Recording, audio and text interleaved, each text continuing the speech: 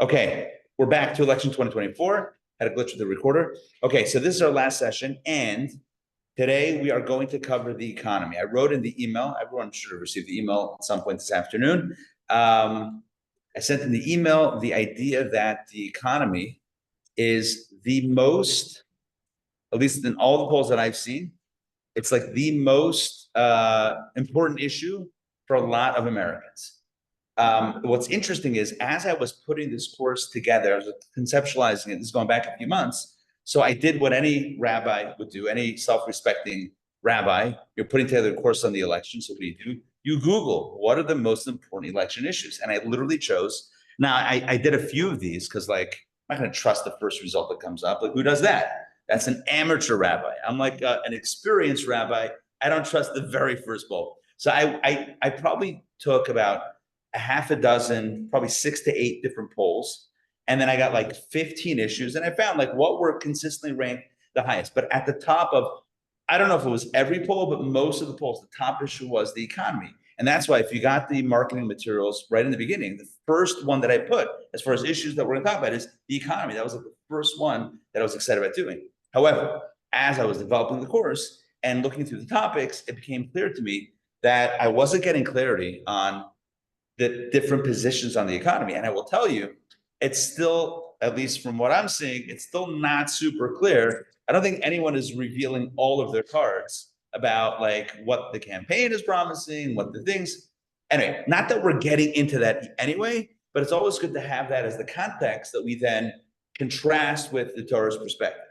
Anyway, that being said, I think what comes up, and this is, I'm not going to tell you anything that you don't know. And I will say, those of you that follow politics closely, you probably know more about this than you might know more about this than even I do. But the point is like this: there are different approaches when it comes to the economy. First of all, the economy is very important. Why is it important? It's important because money, right? Money is important. The economy is important, right? A stable country, economic nation is very important. All of this is super critical. At the same time, there are a lot of different theories as to what helps or versus what hurts the economy.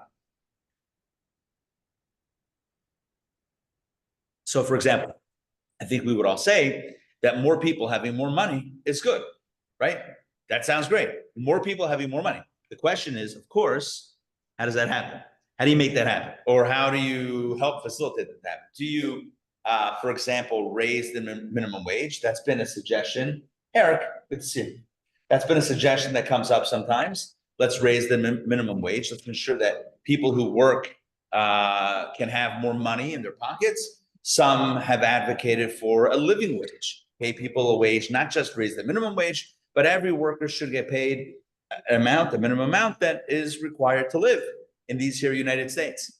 These are suggestions. The counterpoints to these suggestions are, and you, again, this is what everyone knows these, counterpoint is, well, one second, if you force employers to pay a higher minimum wage or even a living wage, or let alone a living wage, what's going to happen? They won't be able to hire workers. They'll have to fire workers. So they'll have to shut down their business. Let's say they have a small business. Or raise prices, and then it hurts the consumers. So, you know, less dividends, right. Or take less of a $7 million. Or take less profit. So this is where you have different economic theories and different economic models. So you can have one economist who says, I guarantee that if you move this number up, this is what's going to happen. It's going to be great. And they have another economist who says, no. If you move that number up, everything's going to tank. Two different models. Everyone's creating a model. And then you have the question about taxes, right? Lower taxes on this demographic, right? This bracket, it's going to do X. No, it's going to do Y. Or, so when it comes to economic models, there is no shortage of experts, no shortage of theories. And the question then becomes, so what do we do? So what I wanted to do, since the topic of the economy is so big, what I wanted to do tonight is I choose one area of focus, and that is the area of taxation. Because inevitably, and this is true, I think, in every election cycle and really even between the election years as well. But it's certainly true this year where you do have a little bit of, I think, demarcation where you have one side is saying we're going to lower taxes on the middle class or the less wealthy, and then you have another side that says, well, let's lower corporate taxes and make it more advantageous to businesses. And different theories. One is put money in the hands of, or keep the money in the hands of those who need it, and the other one is let's stir business. And I will be honest, not necessarily these mutually exclusive, and yet sometimes it's pitted as one versus the other with different theories and different models.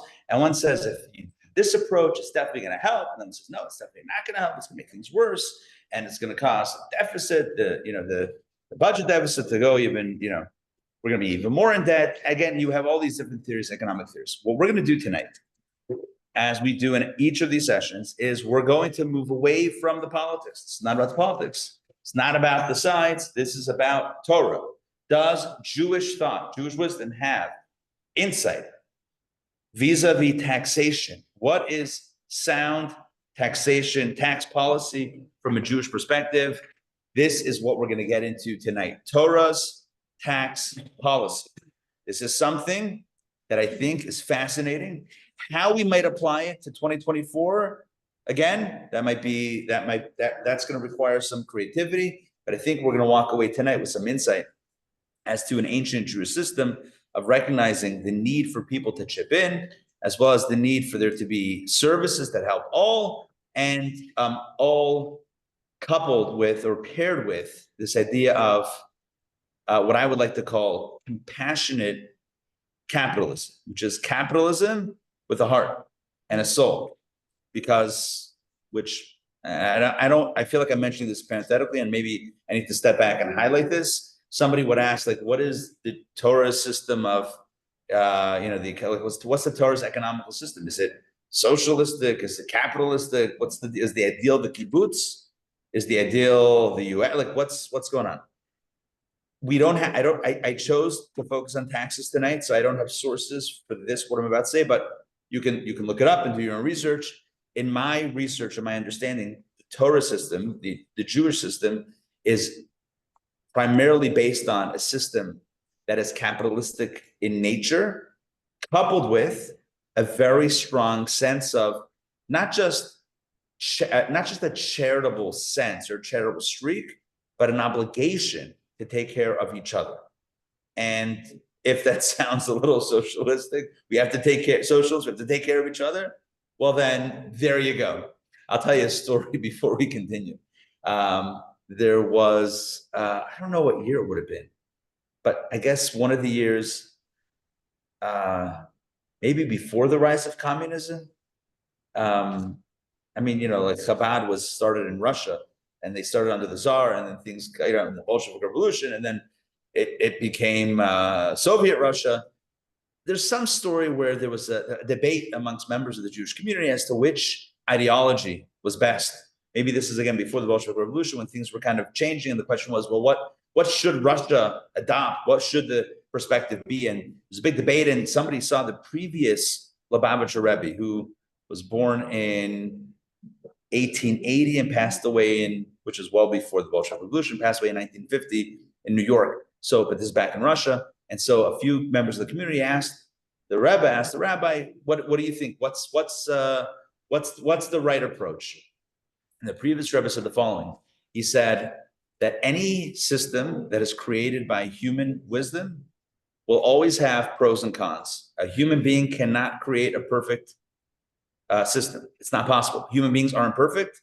The systems that we create are not perfect. Since we are a mixture of positive and negative, right? We all have good and assets and liabilities. No one's perfect. Any system we create is likewise not perfect. It's going to be an imperfect system. However, whatever is good about any system has a source in Torah, because anything good has a source in divine wisdom.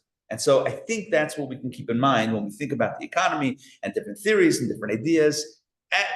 Everything has, I can't say everything, but many things have merits, many things have liabilities. The good things you can find in Torah. The negative things, those are the man-made introductions. So today we're going to look at the Torah's perspective on taxes and take a look and see how Torah goes about it.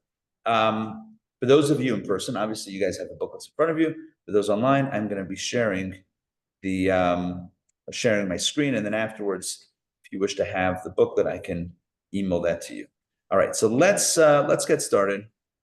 We have a lot to get to tonight. The topic is the economy, and like I said, we're going to focus a lot on tax policy in Torah and really in the Jewish community. So, give me, when I say Jewish community, I mean in the ancient Jewish society, what that used to look like. Okay. We're going to start with a question. The question is, when it comes to different forms of taxes, which is the ideal approach? Now, just understand what I mean by this. When it comes to taxes, you have multiple ways of taxing a populace. You have a progressive tax. What's a progressive tax? That is where people of different economic levels are paying a different rate of tax. So you would have different tax brackets, like bracket A is taxed at X%, bracket B at Y%, etc. That's one option. Another option is what we call a flat tax. And that's where everyone pays the same amount. Let's say 10% or 15%, it's flat tax. You have something called the fair tax. You have a value-added tax, which they do in some countries, different forms of taxes. And the question is, which model is more consistent, or which model is the biblical model, the Torah model? And some have posited that a progressive tax is definitely more aligned with biblical values because it ensures that those that have more are paying more and those that have less are paying less. And it makes sense. That's the right way to do it. And yet others advocate and say, no, the Bible, I'm not talking about necessarily Jewish scholars, but scholars would say, no. Some say, no, the Torah, the Bible advocates for a flat tax, quoting the notion of tithes, right? 10% flat tax, and that is the biblical model. So many people have an opinion as to the biblical model. If you Google, right, biblical model for taxes, which I have very recently, as of today, you will find many articles by many different thinkers and scholars, etc., purporting to express the biblical tax model. However, I'm here to tell you, in my video, I'm kidding, in my that what we're going to do tonight is look at the authentic Jewish/Torah tax model, which is very different than what people say is the biblical tax model. And the spoiler, right? Spoiler alert for those that want to be surprised. So stop listening now. I'm kidding. But the spoiler is that the Torah system is all of the above models and even some more. So the first thing that we need to know is that Torah and Jewish law is indeed for a progressive tax, and it's also for a flat tax, and it's also for a poll tax. All of the above: flat tax, a progressive tax, a poll tax. Yes, yes, yes. Vote Torah. No, this is like all of the above are found in the Torah model and in the Jewish model. And the reason is because all of these taxes served, again, in the Torah biblical model, the Jewish model, to fund very different services. So just to break this down, hopefully in a clear contrast and comparison. So in the United States, taxes primarily fund two general categories. Tax dollars go to two general categories. Number one, to fund billion-dollar stadiums. I'm kidding. That was a joke. That was a joke. All right. I need a but. Huh? Thank you. All right. So number one, taxes fund communal infrastructure and public works. So we're talking about roads, bridges, tunnels, right? Other public works, fire, police, etc. And second category where tax money goes to, the second category is tax dollars fund social services. These would be charitable services, etc., social services, Medicaid, Medicare, etc. Which does the military fit in? Yeah, what about defense, military? Defense is that. That should be the first. Defense would be communal infrastructure and public works. That would be things that are necessary. And then you have social services. Now, in the Jewish system, we have an extra category. And I'm sure if I gave you a little bit of time, y'all could figure out what the third category is. So in the Jewish model and the Torah model, taxes fund three areas. Number one, communal infrastructure and public works. Number two, social services. And number three, what do you think the third category is? Thank you very much. Religious infrastructure. Very good. I feel like we should break out in a Hava Nagila. Right, religious infrastructure. Now, obviously, the reason why that's not funded by tax dollars in the US is because separation of church and state. So therefore, tax dollars does not fund religious infrastructure. But getting back to the Jewish model or the Torah model, so to fund all three categories, again, communal infrastructure / public works, social services, as well as religious infrastructure, so different monies were raised different ways through different means of taxation. So again, to say that the biblical model is either one way or the other is just, it's not looking deeply enough into what was actually going on in what's actually prescribed for in Torah and what actually played out in ancient Israel, for example, living under Torah law, Jewish law. I will say this, as we go through this discussion tonight, I can almost guarantee that we will together encounter ideas that are new, surprising. I don't know if we can use the word shocking, right? But surprising and certainly new and fresh ideas. So let's jump right in. So we're going to start by breaking all these down. And the first category we're going to focus on is the religious infrastructure category.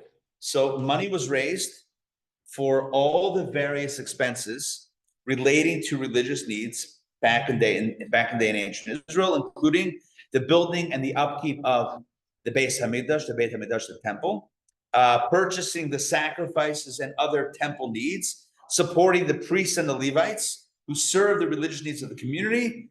And if you think that all of this was supported by a simple 10% tithe, then you are in for a big surprise. It was way more complex than just a tithe. So let's begin.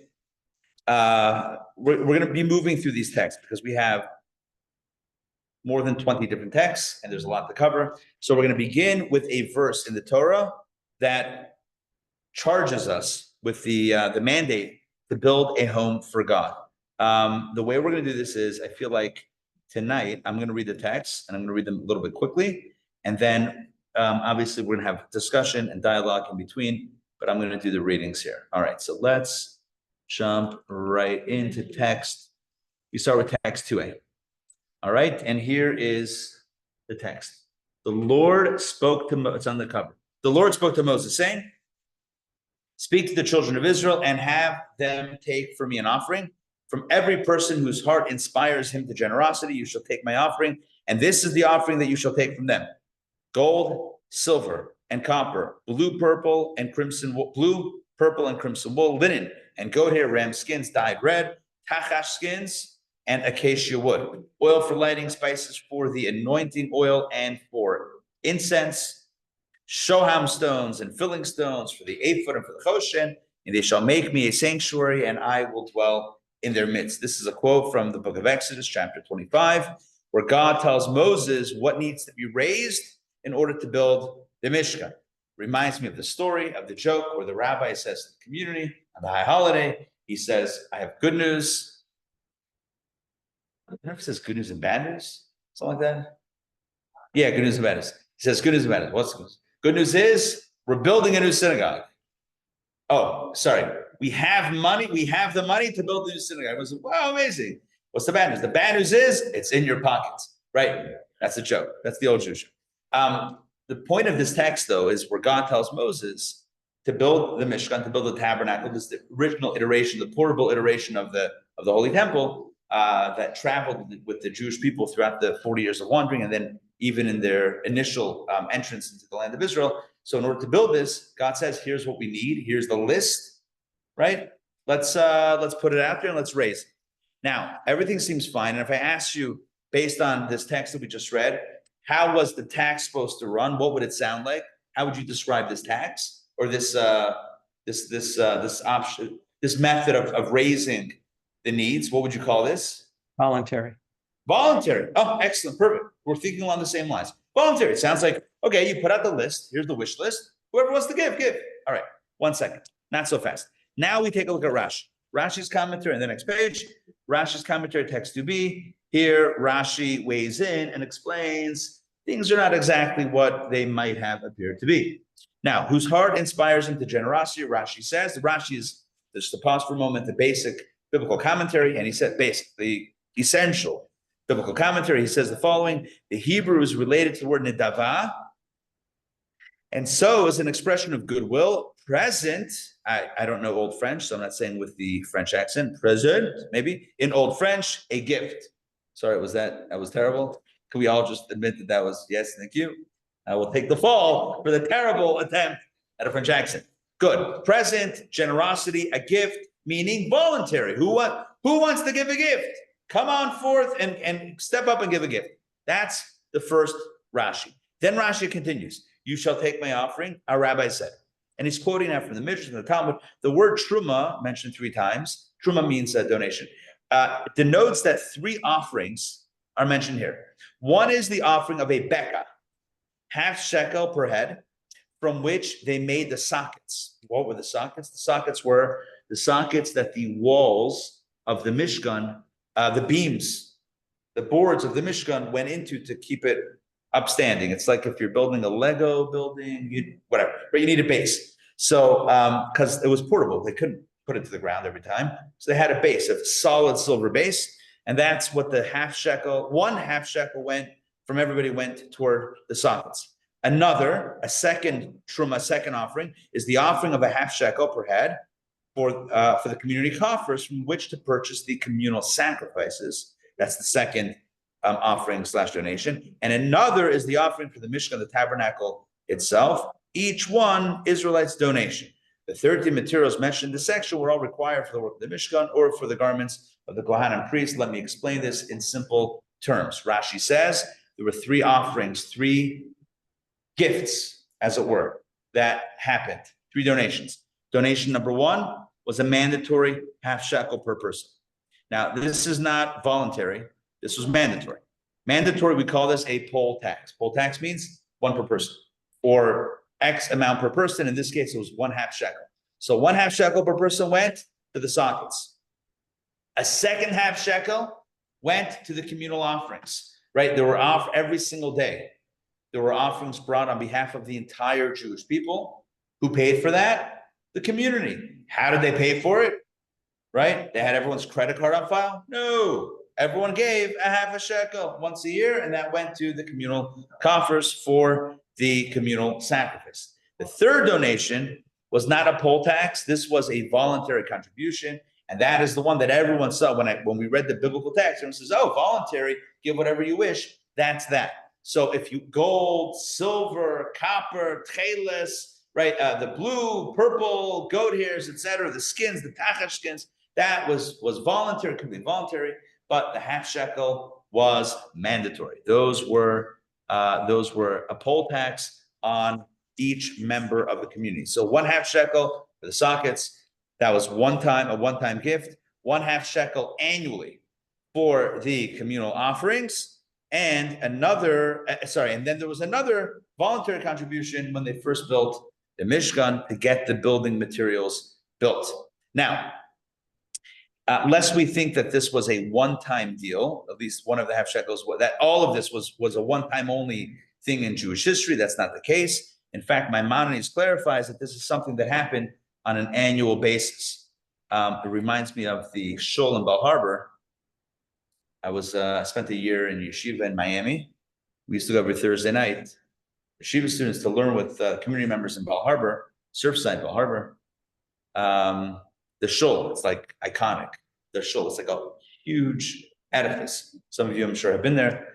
And I remember in the lobby, this is like 1999, so 25 years ago, I walked into the lobby and they had a campaign, burn the mortgage. I said, wow. I said, something that's very impressive, burning the mortgage. It's got to be like he's like, no, they do it every year. But anyway, so sometimes, right, you do it, these are ongoing things. And in this case, Rambam says also that this was an ongoing thing. The half shekel was ongoing. Text 3a. Take a look at Rambam. his laws of shkalim. Literally, you can't make this up. His laws of the shekel. So he says, it is a positive commandment from the Torah that every adult Jewish male give a half shekel each and every year. Even a poor man who derives his livelihood from tzedakah, from charity, is obligated to make this donation. He should borrow from others or sell the clothes he is wearing so that he can give a half shekel of silver. As the Torah states, the rich shall not give more, nor should the poor give less. This was not a percentage tax. This was not a progressive tax. This was not a flat tax, i.e., the 10% for everybody. This was a poll tax, half shekel per person. And it sounds pretty harsh. Even if you don't have it, you got to come up with it. This was a mitzvah, a binding obligation, every person to contribute the half shekel, which went to, as we'll see in the next text, communal offerings and other communal needs. Take a look at the very next text. This comes from the Mishnah. Okay, this is the next page, text 3b. With the half shekels, what they do with the half shekel, they would purchase the daily offerings, the musaf offerings, and their libations. Libations were the like when they poured wine or whatever on the altar, as well as the omer, the 2 loaves of shavuot, showbread. Every week they had 12 loaves of bread, and all the public offerings. The remainder of the funds would be used for the ramp built for the red heifer, the ramp for the goat for Azazel, the strip of wool between its horns, the water canal, the city's walls and towers, and all the city's needs. So we see here that it went primarily to the service in the temple, but as well as some of Jerusalem's infrastructure, we see was also supported by this half shekel contribution. Sounds like they were able to make that half shekel stretch. It's a lot of stuff from that half shekel. All right, let's take a look at text. We see all the city's needs. What does that mean? The last point of the Mishnah, the last line said all the city's needs. So the commentary, the Carbon Hayda says, this means to dig wells, ditches, and cisterns to repair the roads in the marketplace and for defense of the city of Jerusalem. Now, all of these are considered to be temple needs. If you don't have a secure Jerusalem, then obviously you don't have a secure Holy Temple, and therefore it was all part of that need. So what we see here is that the half shekel was used not just strictly for the religious needs, for the worship needs or the service needs of the temple, but it was also for some of the, I don't know if you would call it mundane, but some of the more pragmatic needs in operating a city and having all this go on. So they needed some of these funds, or they used some of these funds for those purposes as well. Now let's take a look at the next section, which talks about education. So we move away from the temple, in the temple era, and we talk about a really beautiful teaching from the Talmud. And my understanding is that this is the first instance, text 3D, the first instance in recorded history. This is a very bold claim that I'm making up. No, I'm kidding. I believe this is the case. The first instance in recorded literature of a public educational system. If you ever are asked the question or ever wonder, is Torah for public education, against public education? Text 3D, Talmud Tractate Bava Batra is right here.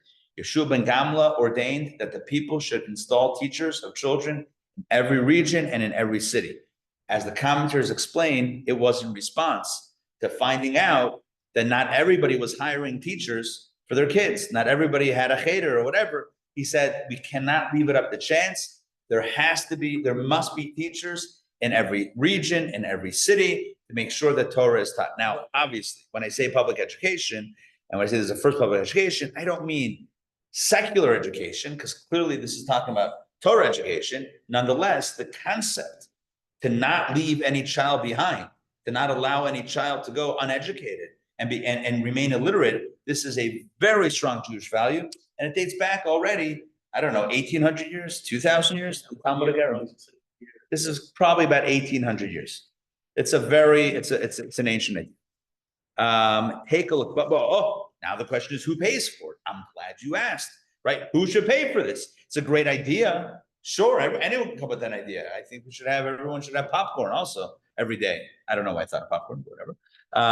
But who's going to pay for it? So here we go. Next page, we have Code of Jewish Law. This is from the Alter Rebbe's edition of the Code of Jewish Law, and he says the following: the essence of the ordinance of the rabbis is to install teachers in every city, whether large or small. The burden of the salaries of the teachers of both the rich and poor children is placed upon the entire congregation, each according to his ability to contribute, even those who do not have children.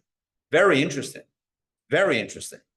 I'll just finish reading and I want to comment. Like other public contributions, this should be according to wealth.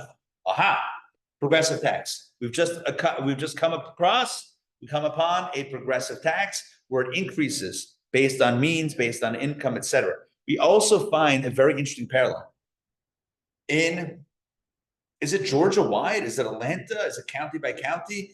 I'm sure you guys know this. County by county, where the property taxes go to support education, public education. There's some parallels, but Oh, there are some, but by and large, right, that's the way it is. And even someone who owns property but does not have children in the school system, it's still going to that purpose. Very similar to the way this Talmudic or pre-Talmudic enactment that the Talmud is quoting, the idea that even those who do not have children, everyone has to chip in for this. And I think the understanding is that having a society in which there is an education, and again, I just want to be very clear here. The Talmud was not talking about what we call today apples to apples public education, but it was talking about within a Jewish community, essentially the same thing, public education, making sure that everybody has an education in a Jewish context, but in a functional context that they can be knowledgeable and productive members of the Jewish society. And that was the intention. Again, very similar aim to public education. I think public education here in the US.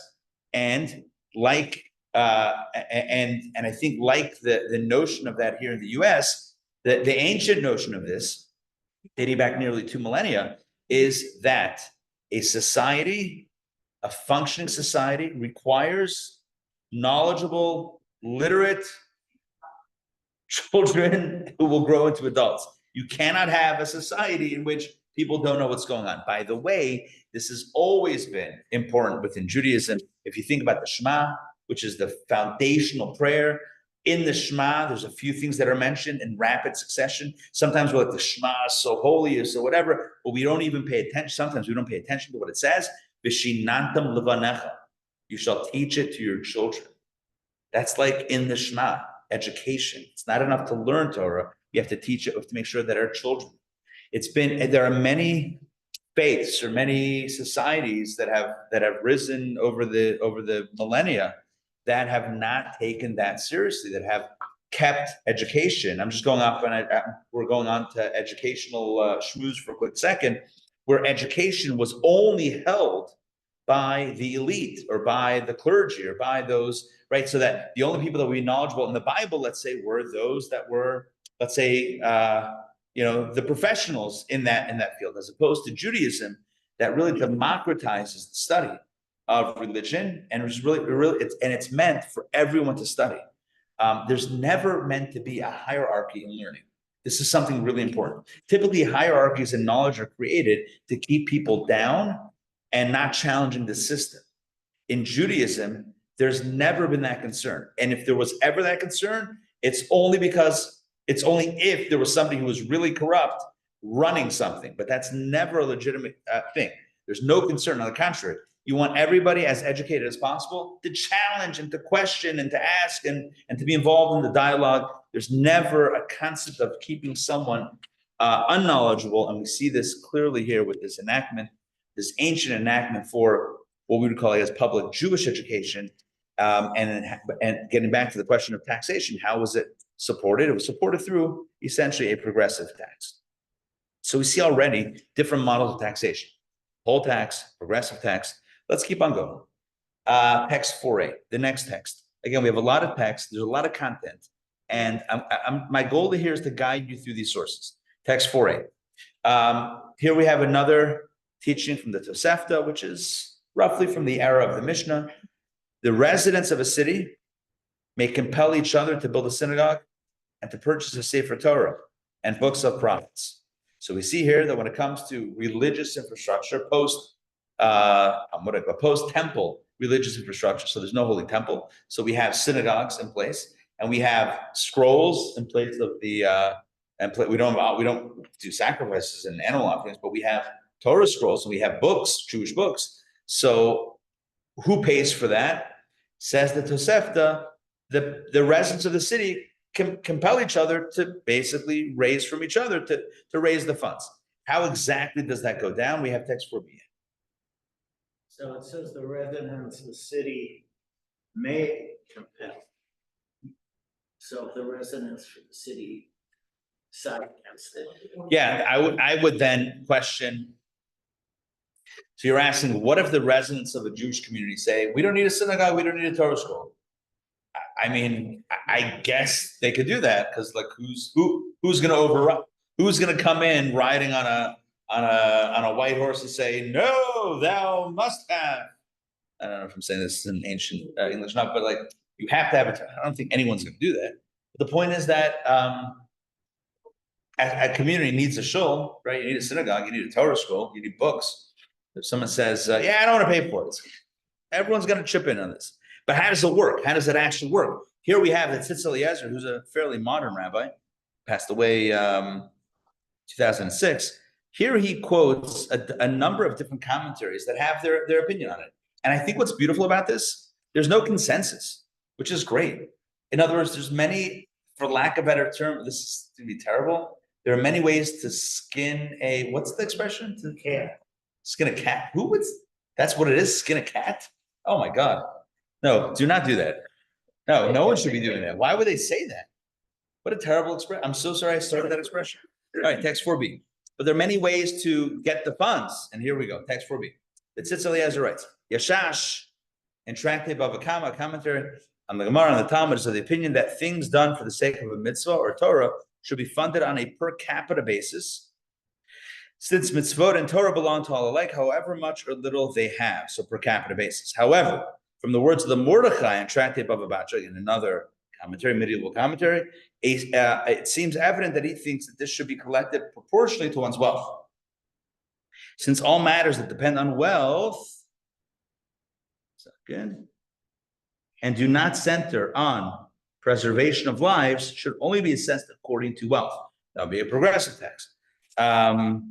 Ramah writes in a gloss, there are those who say that we collect half the amount according to wealth and half per capita, and such is the custom of the congregations, that basically we do a little bit. So everyone is kind of, there is a kind of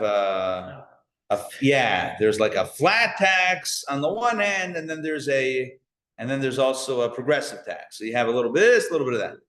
Machatzet HaShekel says, another commentary, all this is only in a place that has an established custom, but where there is no set custom, one should follow the principle of law and collect the entire need according to wealth, i.e. a progressive tax. And that seems to be where the conclusion lies, that if there's a way that things have been done in a specific city, specific community, then you do it that way, you follow the tradition, nothing wrong with it if it's working. But if there's no tradition and you're looking to establish something that's fair and that's just for the community, so the conclusion is that one should follow the principle of law and collect the entire need according to wealth, not 50-50, it's just according to wealth, i.e. a progressive tax. So here again, we see that the notion of a progressive tax.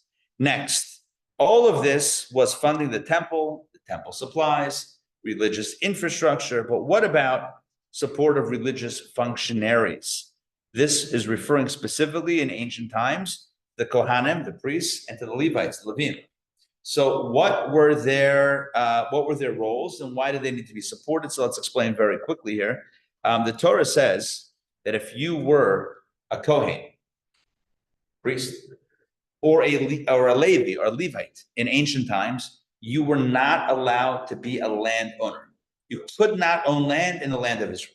So when all of the tribes got their piece of the land, right, when the Jewish people finally settled the land of Israel, and they divided up the land to 12 different regions or states, let's say, and they were given to each of the 12 tribes, get this, none of it was given to Shevet Levi, to the Levites. None of it. That tribe was not given. And I know what you're thinking. Well, if they didn't get, then there's only 11 tribes. Not so fast, right? Why? Because the two sons of Joseph, the tribe of Joseph was divided into two, Manasseh and Ephraim. That's how you get to 12 tribes.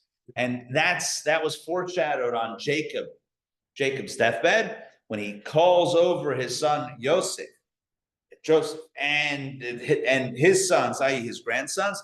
He says, Manasseh and Ephraim, you're going to be to me like Reuven and Shimon. In other words, in some counts of the tribes, y'all are going to be two tribes, not one. And that's how you have 12 tribes, sans Shevet Levi, the tribe of Levi. Does that make any sense, what I just said? Yes. Bottom line, what's relevant to our conversation is that there was an entire tribe in the Jewish people who did not own any land. First of all, where did they live? They didn't own land. Where did they live? There were Levite cities that were owned by the community, owned by the Jewish people. Homes that were built for them, but they did not own a piece of the land. They lived in the land, obviously they lived somewhere, but they didn't own a piece of the land. They didn't have real estate holdings. Their job, I probably should have mentioned this, the job of Shevet Levi, the tribe of Levi, which included both Kohanim and Leviim, priests and Levites, that tribe, both categories are in that one tribe, their job was to serve the people and to serve God, to be God's they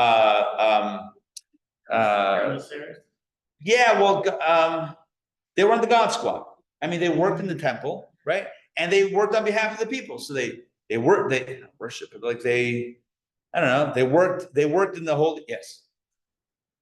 Were they only in those cities, or were they like kind of everywhere? Or were like little pockets of?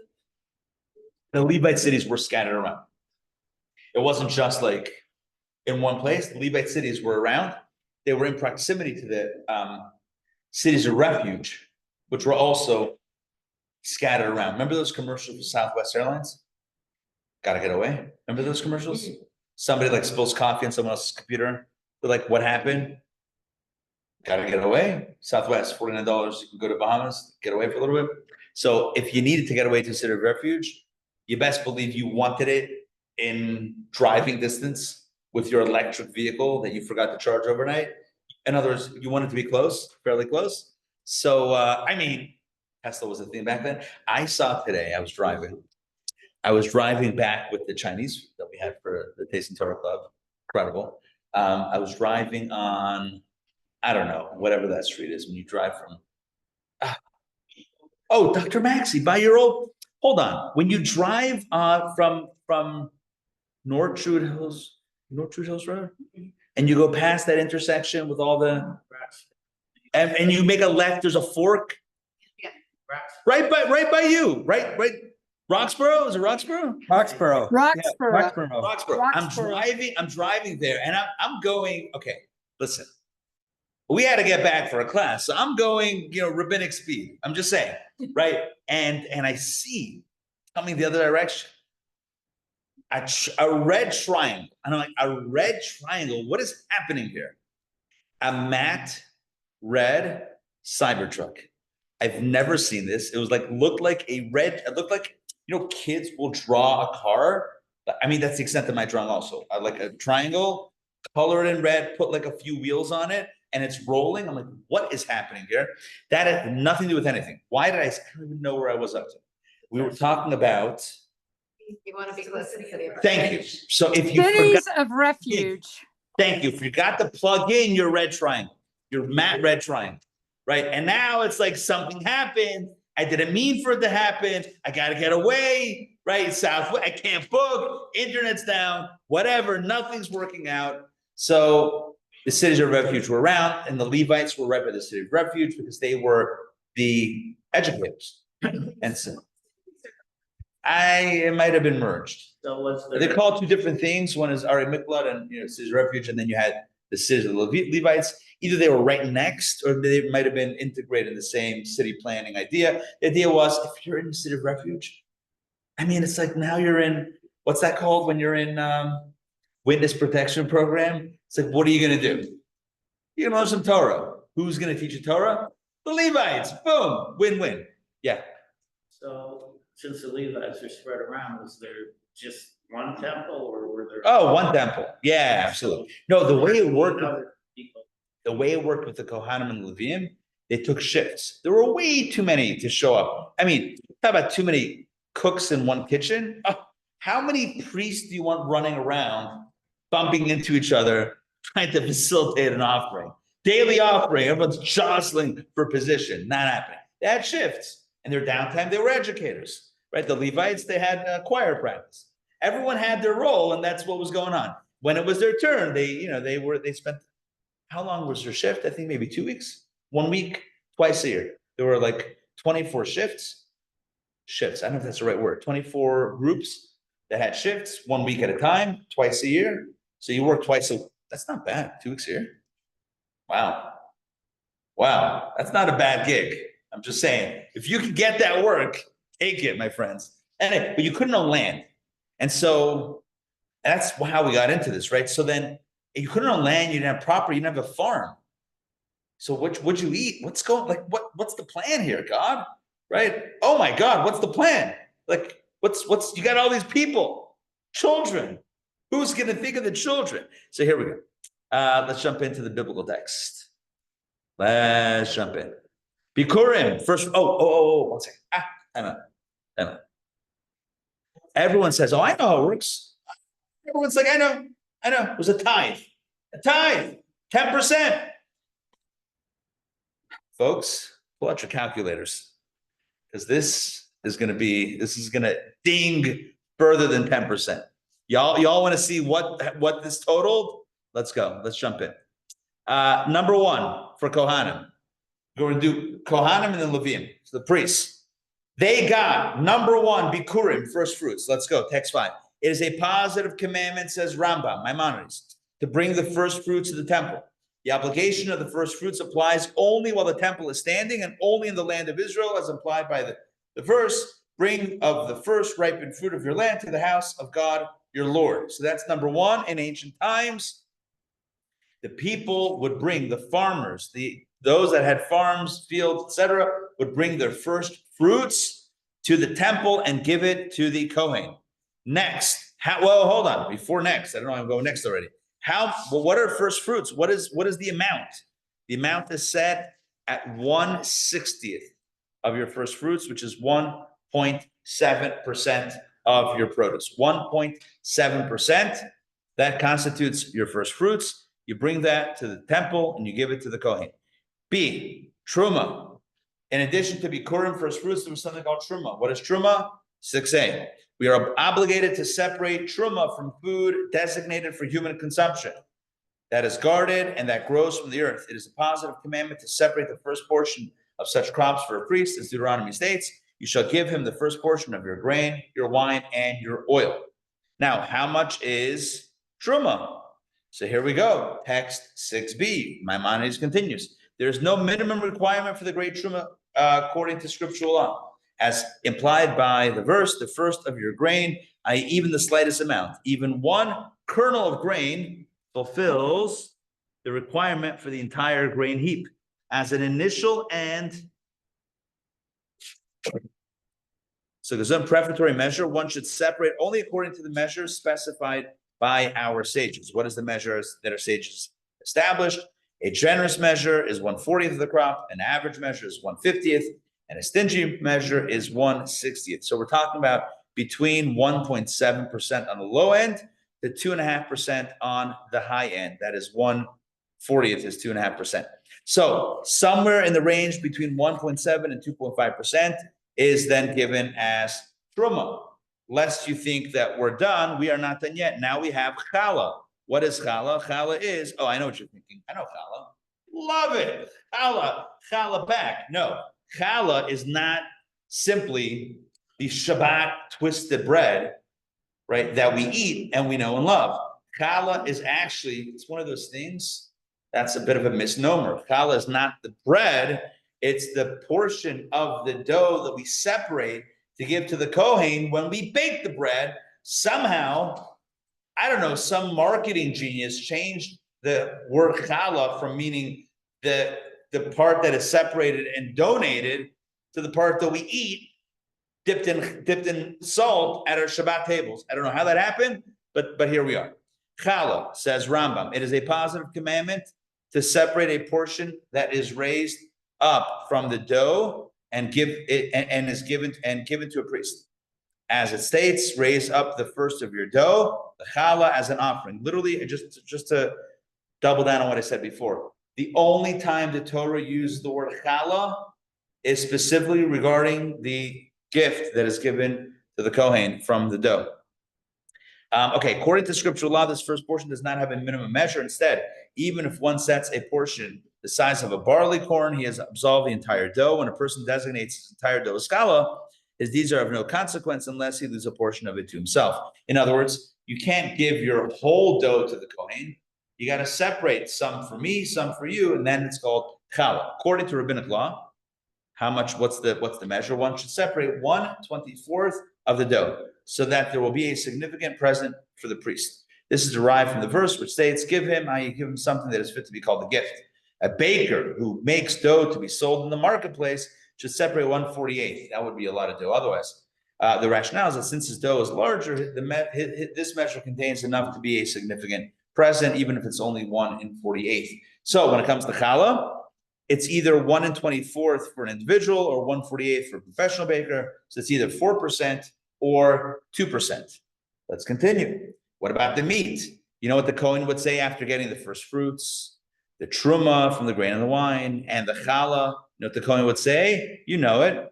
You remember the 80s, the Wendy's commercial. Where's the beef? What are we going to eat? Where's the meat? Where's the beef? We got to get some protein here, folks. So now we have the gifts of meat. Says Maimonides, it is a positive mitzvah, positive commandment for anyone who slaughters a kosher domesticated animal to give a priest you guys counting? The foreleg, I don't know what that is, the jaw, I can imagine what that is, and the maw. Well, I don't know. Where's the paw? I'm kidding. Right, so you have the foreleg, the jaw, and the maw.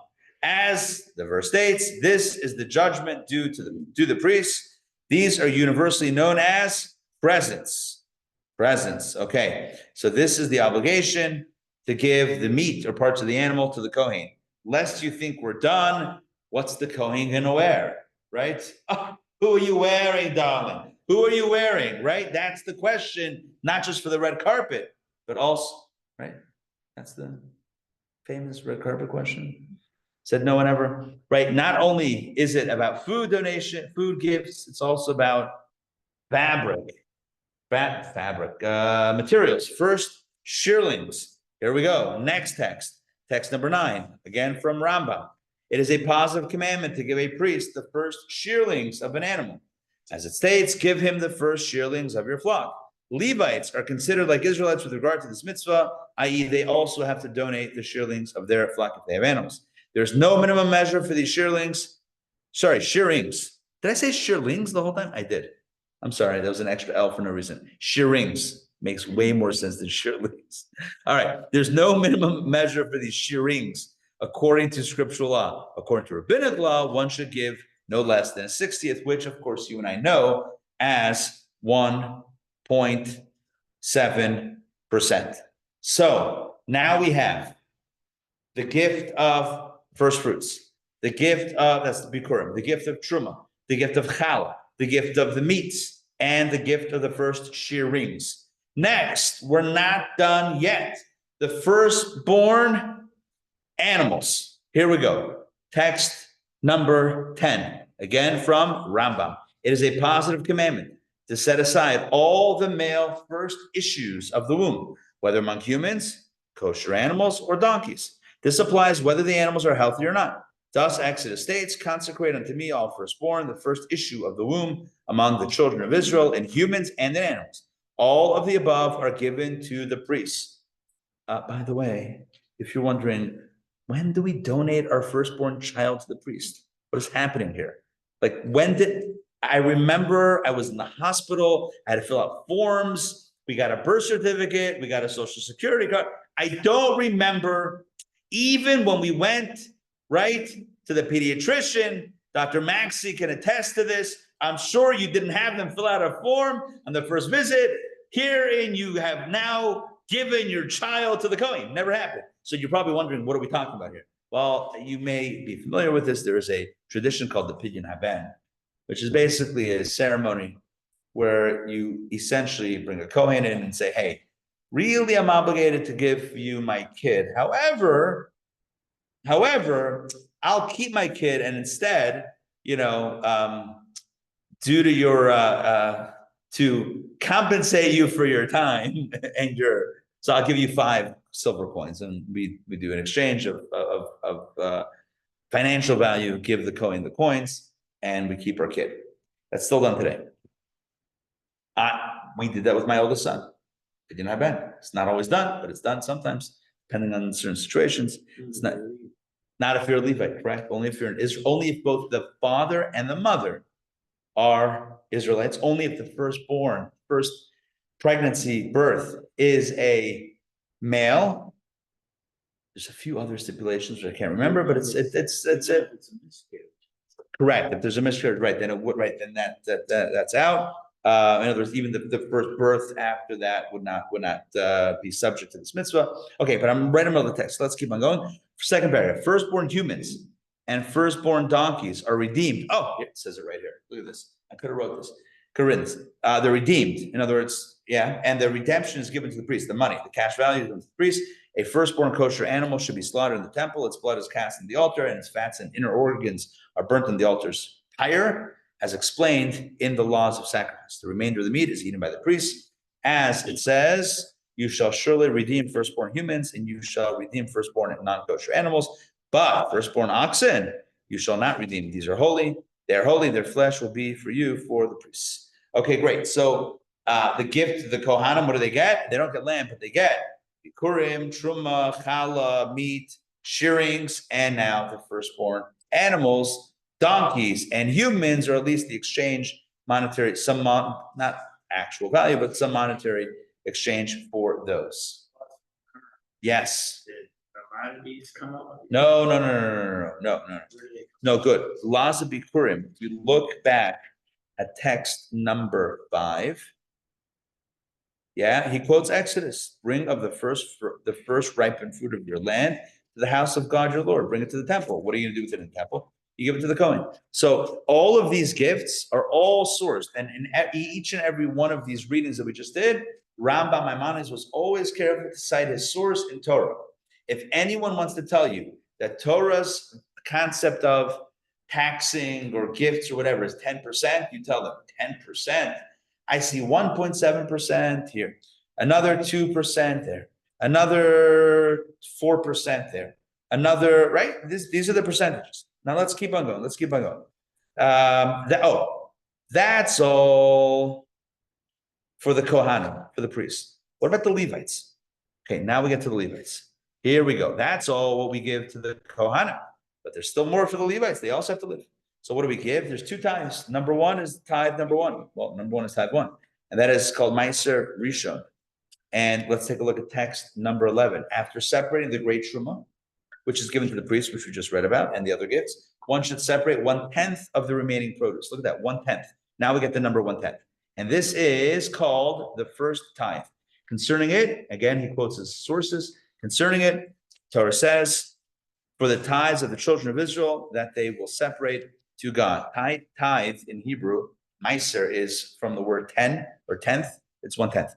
These tithes are given to Levites, male and females, as it states, and I give the Levites all the tithes of the children of Israel as an inheritance, basically 10%. And in addition to that, in addition to the first tithe, there was also something called Meiser Sheni, a second tithe.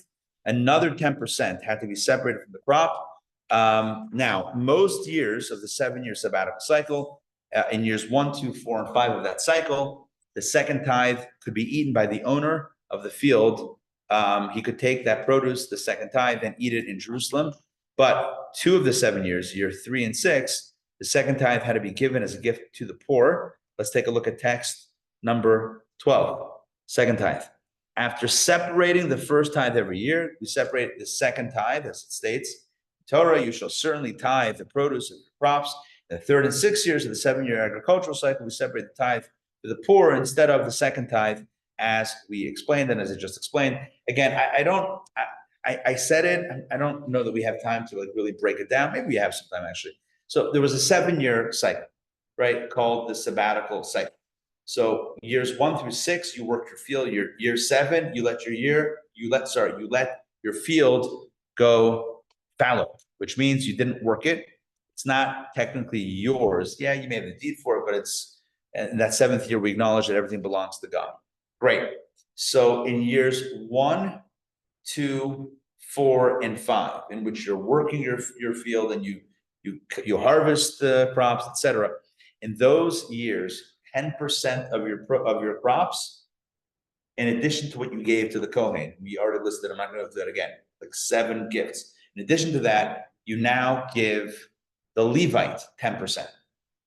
And then you take a second 10%, and in years 1, that's in all the years. In second, give it to the Levites happens all 6 years. In years 1, 2, 4, and 5, you take a second 10%, and you take that produce, or you exchange a cash value, then you go to Jerusalem and buy more food there, and buy the food there with that money. But you eat the produce in Jerusalem.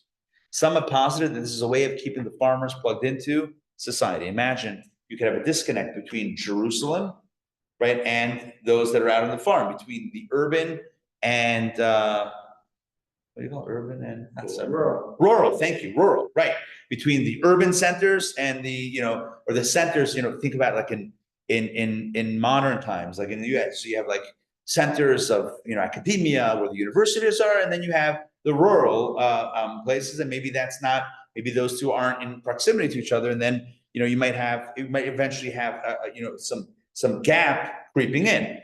Whereas here, years 1, 2, 4, and 5, 4 years out of the 7-year cycle, you actually mandated that the farmers come into Jerusalem and they had to eat the produce there. They had to hang around the temple, and they were probably getting plugged into the capital city life and that energy, and not only the energy of the buzz of Jerusalem, but also the education and the inspiration, the spirituality. You don't look at yourself as just a farmer, but you look at yourself as part of this people and part of all the action. Anyway, that's as an aside. But in years 3 and 6 of the 7-year cycle, the second 10% went to the ani, went to those that were poor. And so what's happening here is that there's literally another 10% on top of the other 10%, on top of the gifts to the Kohen that are given to those in need. Clearly, we're at much more than a simple 10% tithe. And so far, we're only talking about supporting priests and Levites in their religious duties. We're not even talking about what we would call social services. That's already another category, which we're going to get to right now. Are we good so far? I know I'm doing a lot of talking, doing a ton of talking. It almost sounds like I'm auctioning something up. Do I have it right? So, I hope this is making sense. There's a lot of things that Torah mandates, gifts that one has to give. Gifts, I don't know if that's the right gift, but when you earn, when you have a farm, etc., there are things that have to be literally paid out. That's part of biblical law. Now, let's look at, but that's only for the priests and Levites. What about those that are in need? I mentioned years 3 and 6. There's a second tithe that goes to those that are impoverished, but you can't eat only 2 years out of 7. That doesn't make any sense. No, don't worry. There were plenty of ongoing social services and obligations for people to support those social services. So let's look at how Torah mandates us to support the poor from the crops as well. So there were additional agricultural taxes, Peah, Leket, and Shikha. So let's go through these. I'm going to once again share my screen, and let's take a look at Peah. And once again, we look at the language of Maimonides. By the way, just to clarify, because it was asked, but I think I do need to clarify. We're quoting Maimonides not because he came up with these laws, but because he wrote them very clearly. We could also quote the Talmud, but then you might get like a few opinions and a question and an answer interjected. Rambam sifted through all that and told us what the law is, right? What the halakha is. And so he also happened to write extremely clearly. You can read it on your couch with your leg. Not that you should study Torah like that, but you can read it with your legs up. Not that it's also like rigorously academic, but it's easy to read. So here we go. Peah. Let's go 13a. When a person harvests his field, he should not harvest the entire field. Look at that. It's your field. Don't harvest the whole field. Instead, he should leave a small portion of the standing grain at the corner of his field. As it states in Leviticus, again, he always quotes the verse, do not completely remove the grain in the corners of your field when reaping. The grain left standing is referred to as peah. You hear that word peah? You know what peah sounds like?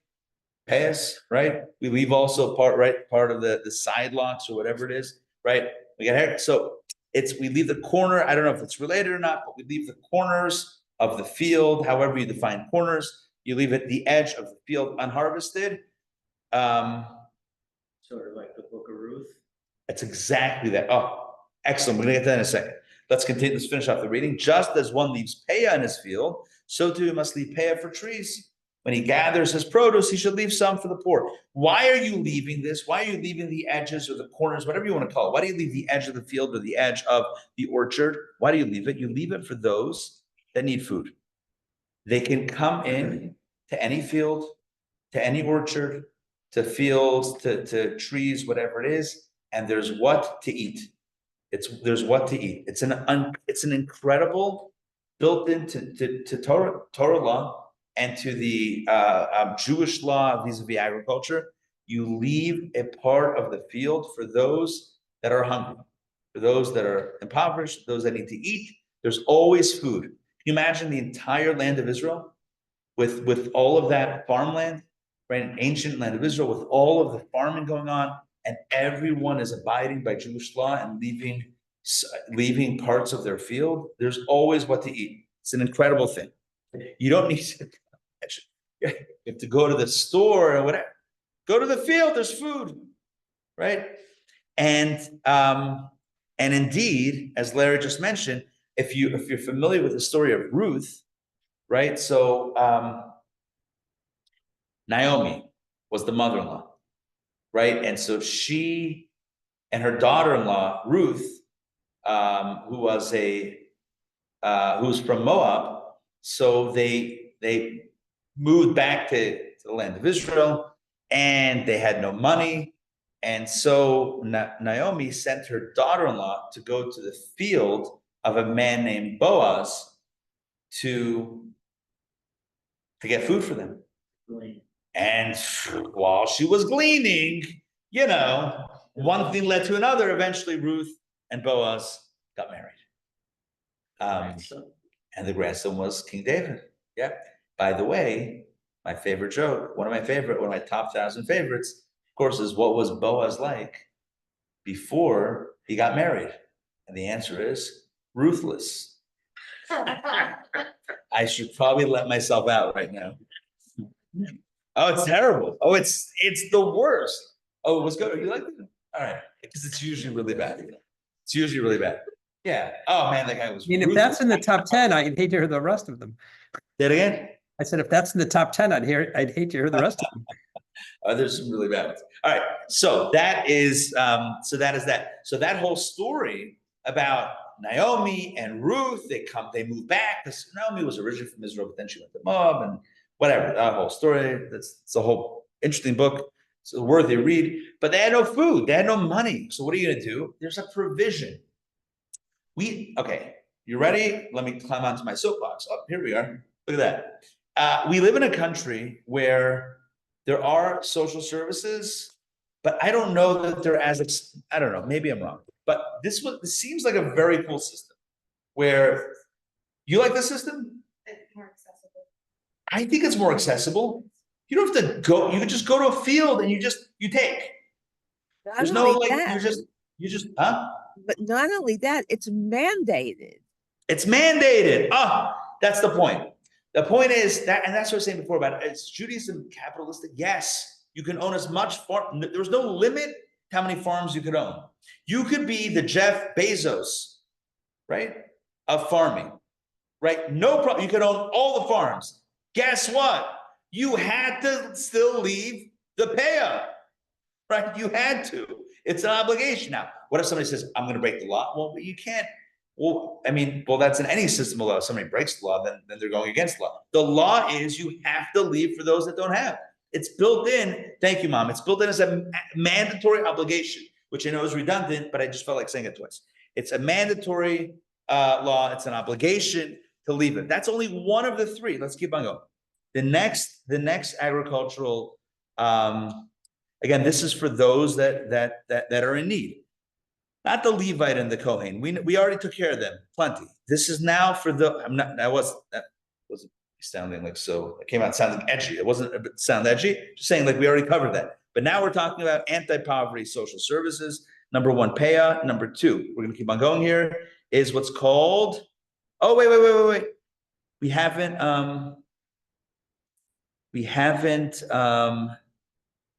quantified it. How much do you leave for paya? So here we go. What is the minimum Rambam? What is the minimum obligation for paya? According to scriptural law, there is no minimum measure. Even if one leaves only one grain stock, he fulfills the obligation. Bam. That's not going to feed a lot of people.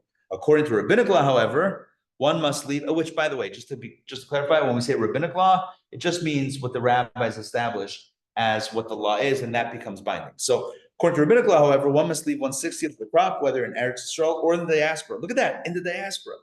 Look at that. Just pulled the diaspora on us. I don't know. Is anybody doing this? I mean, I don't own a field, but I feel like I should, just to flex this mitzvah. And one should add to the measure of 1/60th based on the size of the field, the amount of poor people, and the blessing in its crop. Look at that. You should not be satisfied with the 1/60th basic obligation. Say if I have if I have a big field, or if there's a lot of people in need, or the crop is good, great. Let me just expand what I'm leaving. What is implied when a field is very small and leaving 1/60th would not be of any advantage to the poor person, he should increase the measure. Similarly, if there are many poor people, he should increase the measure. And if he sowed only a small amount and reaped a lot, he has been granted blessing and he should increase according to his blessing. Whoever adds to the payah will be given additional reward. There's no limit to this increase. Wow, that's beautiful. All right, next. Leket and shechah. We're moving on. Leket and shechah are two more categories. Okay, here we go. Listen to this. Rambam says, when one harvests or buying sheaves, he should not gather the stalks that fell during the harvest. If you drop it, no, if you break it, you buy it. If you drop it, you must leave it for those that are in need. If you drop it, you should leave them for the poor, as it says in Leviticus. You shall not gather the gleanings of your harvest, that is, i.e. the ones that fell. Similar laws apply to individual grapes that fall during the grape harvest and to underdeveloped grape clusters. As it is stated, do not harvest underdeveloped grape clusters from your vineyard, nor gather individual grapes that fall in your vineyard. Leave it for the poor and the stranger. Similarly, if a person is binding sheaves and wheat into bundles and forgets one bundle, he may not go back and take it. As it says, if you forget a sheep in the field, do not return to take it. These are the three. I'm pausing for a moment. Take a drink. And I just want to summarize before we continue inside. These are the three agricultural mitzvot. Payah, leket, shechah. Payah means unilaterally you leave a corner or a side, an edge of your field. You leave it for those that are in need. Leket means if you if you drop it or whatever, you have to leave it. And shechah means if you forget it in the field, if you bound it up into a bundle and then forgot it, don't go back and get it. Leave it for those that are in need. Just as a prohibition against taking forgotten produce, shechah applies with regard to sheaves, so too it applies to standing grain. If one forgot standing grain and did not harvest it, it should be given to the poor. Just as a prohibition against taking forgotten produce applies with regard to grain and the like, so too it applies to all fruit-bearing trees. It is stated, when you beat your olive tree, do not go back to take its glory. Who would want to take the olive tree's glory? But that means basically don't go back, leave it for the poor. This law also applies to produce from other trees, to leave it for those in need. Again, embedded in the agricultural laws of Torah are all of these gifts. And now we have the Meiser Ani, which I mentioned before. That's the tithe that goes to the poor 2 years out of the 7-year cycle. Rambam says, again, I mentioned this before, but let's read it inside. In the 3rd and 6th year of the agricultural cycle, by contrast, after the first tithe is separated, a different tithe is separated from the remainder and is given to the poor. It is called the tithe for the poor, Meiser Ani. In these 2 years, the second tithe is not separated, only the tithe for the poor. Concerning it is written, at the conclusion of 3 years, you shall bring out the tithe of all your grain in that year and deposit it in your gates, and the Levite and the stranger and the orphan shall come, meaning it goes to the poor. That's year 3 and year 6. And so if you did all the math, which I'm sure you want to do all the math, and you put together your Meiser Sheni, your Meiser Ani, your Truma, your Bikurim, your Payah, etc. Just those, not including the shearings or shearlings, as I apparently said before. Not the shearings, not the meat, not the leket shikha, etc. Not those things, but the things that are mandated that have a set amount. That's already 23.3% of the total crop was somehow given away to those in need to some extent. Yeah, the Meiser Sheni was okay. So here's actually okay. But I want to. Oh, I'm sorry for not putting up the pie chart. Sorry, guys. That's the pie chart. I was meanwhile reading stats on you without showing you the little pie chart situation. Yeah, you're right. The Meiser Sheni in years 1, 2, 4, and 5 were eaten by the owner. That doesn't sound like you're giving away. It sounds like you're enjoying it. However, keep in mind that in most cases, I mentioned this quickly before, but I'll just stop for a second on this and dwell on it. In most cases, it would be too impractical to schlep all that produce to Jerusalem. What are you gonna do? Hire 12 wagons? What's the plan? So rather you would exchange it for cash. In other words, how much is that worth?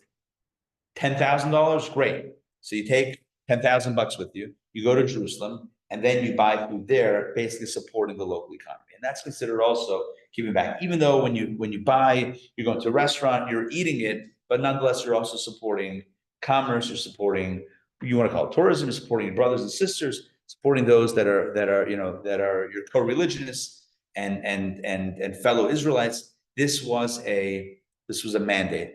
And so we see over here that there's a lot that's given back and a lot that's mandated to be given back. Okay. And by the way, this is not the extent of what we call tzedakah. This is not even talking about tzedakah so far. These were obligatory. These are percentages that are from the beginning. Then we have the concept of tzedakah. Tzedakah is different. Tzedakah means you're responding to a need. That's not unilateral. I don't know if I'm saying the right words here. See, everything so far is automatically coming out of the crop or out of the whatever. Tzedakah means somebody that has a need, and then you respond to the need. So let's continue. Because if you think about it, what happens if somebody who's impoverished may need something more than food? Yes, they were able to eat because they went to the fields and got food. But what about they need shelter, clothing, other necessities? How is that provided for? The answer is, of course, tzedakah. And so here we have text 16a, and the Torah tells us, this is straight up from Torah, right? Oh, where's the quote? Deuteronomy. And here the Torah says the following mitzvah to give for someone in need. And it says like this: if there will be among you a poor person, one of your brothers, in one of your towns in the land that your God is giving you, do not harden your heart and do not tighten your hand against your poor brother.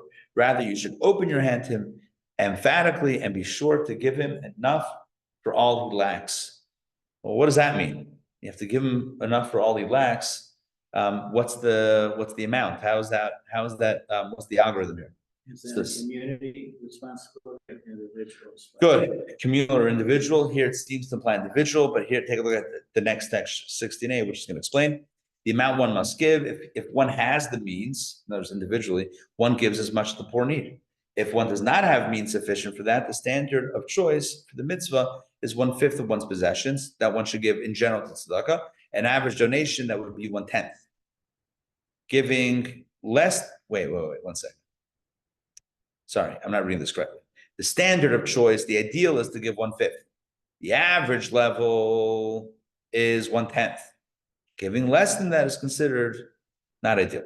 This 1/5 of one's possession is for the first year only. After that, one gives 1/5 of one's new profits each year. The same would apply for one who gives a 10th. So basically, we have here the basic laws of tzedakah, where you take 10% of your assets, get stuck, and then subsequently that the first time, and then subsequently you give 1/10 of your earnings of your profit year over year, or year after year. The increase. Correct. Exactly. Now, okay, so now that is a little bit about tzedakah. So again, best is to give 1/5, which is 20%, or average would be to give 1/10, which is 10%. The indication here is that for the needs of the impoverished, for those that need, right, that need resources and need money or stuff. So this is a little bit of a progressive tax, where the more you have, the more you should really give, because it's like someone who doesn't have may give 10%, those have a lot, might give 10% to tzedakah, whereas one who has more might give 20%. So maybe you could construe this as a progressive tax, even though it's not exactly that, but you might consider that. Now, when you add tzedakah obligation to the other obligations, which were primarily agricultural, and support of the priests and Levites, we have gone way beyond the 10% figure that people think about. Oh, the Bible says you give 10%. This is way more than 10% if you add everything together. And we haven't even gotten to communal infrastructure. So yeah, but wait, there's more. So how do we fund communal infrastructure? What about roads, police, fire, military defenses, etc.? So there's an angle here in Jewish law that kind of leaves it up to the king, which would kind of leave it up to the parallel would be the government to figure that out. Text 17a, the book of Samuel. And Samuel related all the words of the Lord to the people who asked of him the king. And he said, this will be the manner of the king who will reign over you. He will take your sons and appoint them to him for his chariots and for his horsemen, and they will run before his chariots, and he will appoint them to him commanders of thousands and commanders of fifties, and to plow. I'm going to skip this text. I don't know why I'm reading this text, but let's go to 17b. Actually, there we go. Forget that text. That's just like kings. Kings will be kings. But 17b, the Radak says the following: the king was in charge of raising taxes from Israel when they were needed to give to the soldiers or to execute the king's policies. For that is the law for kings. As the rabbis of blessed memory said, it is permissible to tax them, meaning a king or the government can tax the populace. That is within the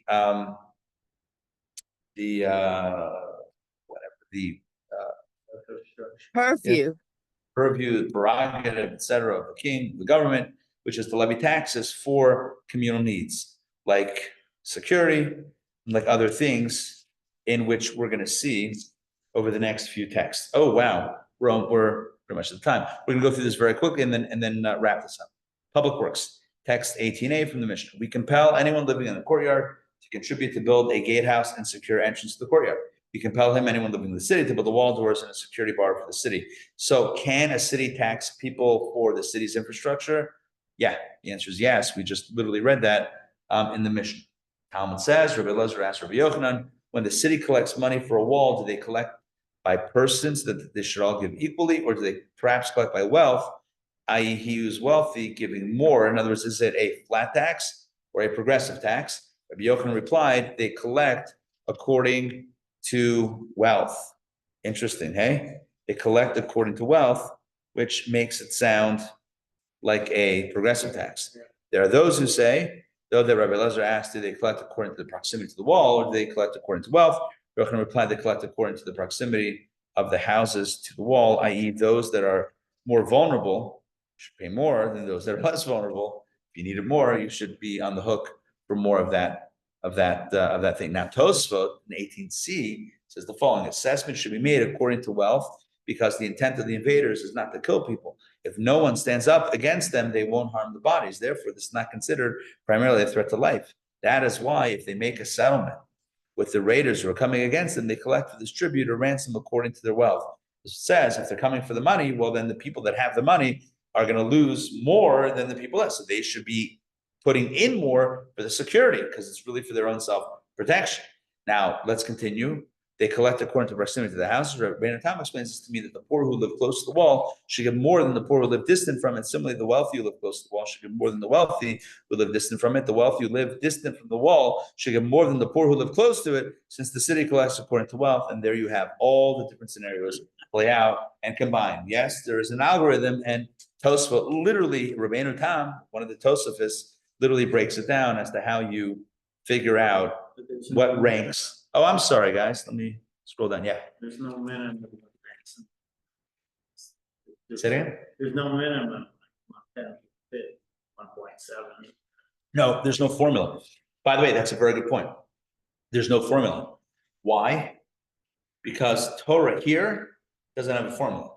The formula is figure it out and make it fair.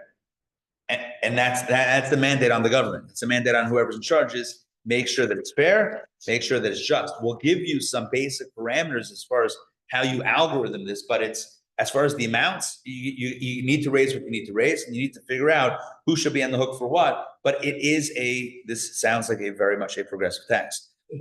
Yes. So in conclusion, I think what we've seen is many different models of taxation within Torah, within Jewish society, within Jewish law.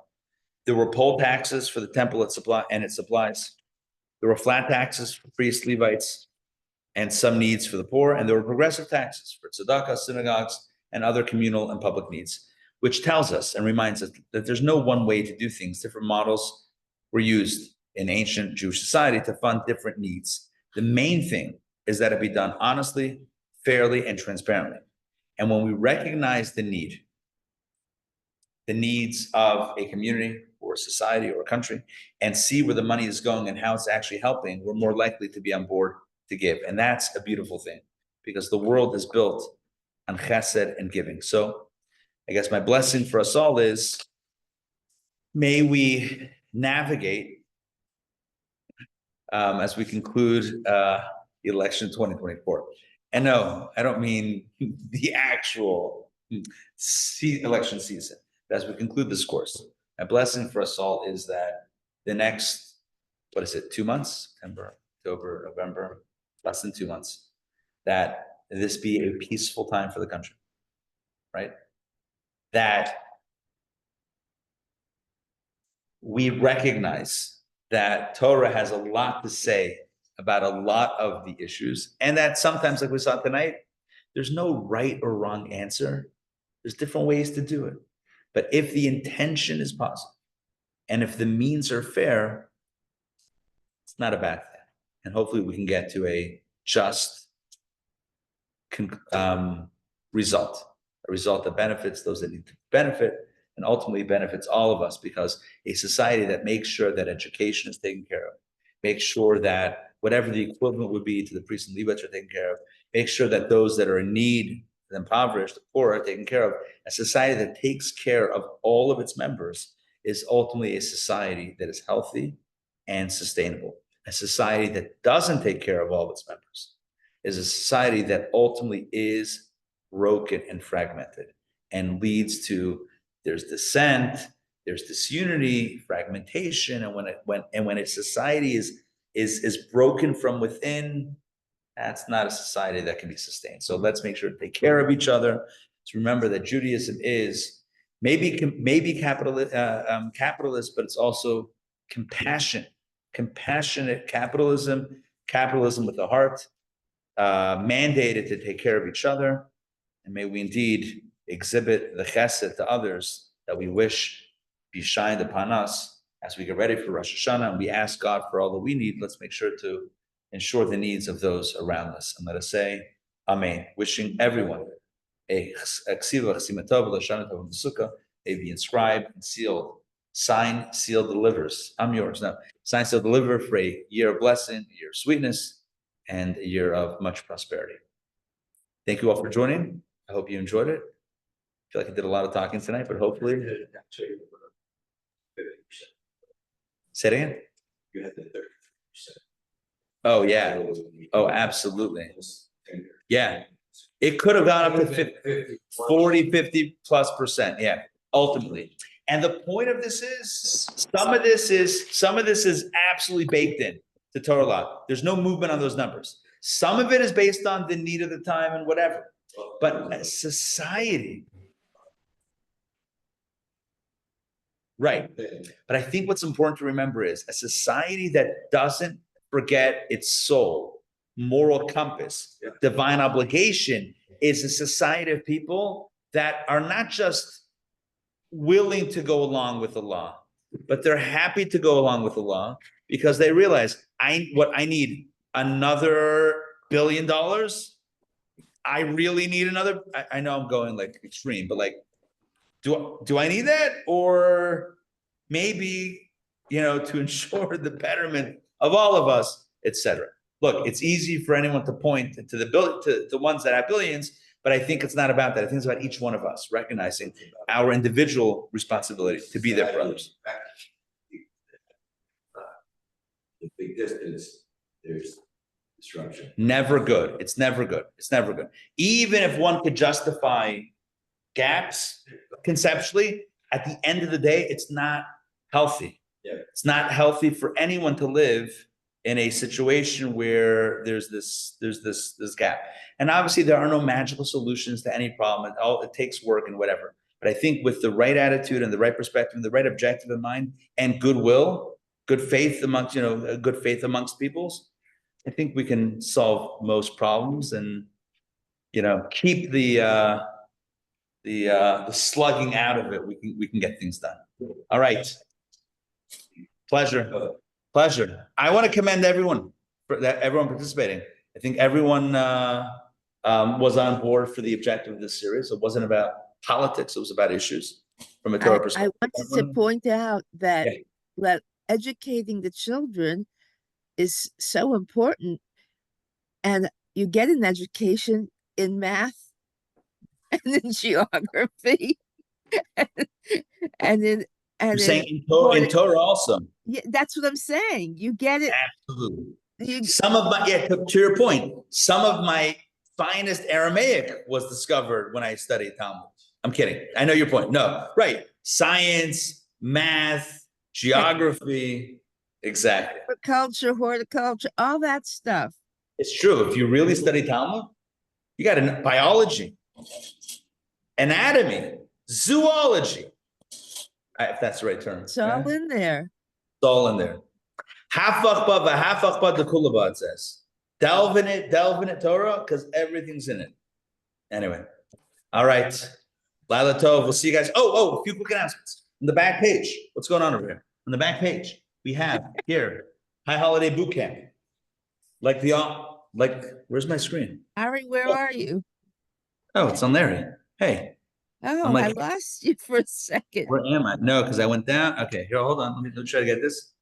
Hey. Hey, Nope, it's not. hello. Yeah, all right, whatever. This is Don't weird. leave. So this screen, High Holiday Boot Camp coming up next week, Tuesday night, October 1st. You have the first, I'm fighting against this AI, see? You want to Oh go with my AI? God. What happen? Yeah, no one wants AI. I bought an AI camera for this reason to follow me around, but sometimes it gets stuck somewhere else and you can't force it. Anyway, boot camp starts next Tuesday night for 3 Tuesday evenings in a row. Rosh Hashanah class is called Making Change. Yom Kippur class is called Revealing Your Truth. Sukkot class is called Unlocking Joy. Join us for that. Free Zoom? session, Tuesday night, 7:30 to 8:30 p.m. Yeah, it's right here. Yeah, right here. No charge for Zoom? these classes. Zoom, yeah, absolutely. Yeah. Good. Absolutely on Zoom and in person. And then we have High Holiday educational services here as well as the traditional service. So join us for the holidays and don't forget to write. All right. Good. Thank Salon. you. Pleasure. Thank All you. Thank you. That's Thank you. David, Deborah, Mom, Jordan. Thank Great to have you. you here. And Frank, great to see you. Lila Tov, everybody. See you Lila guys Tov.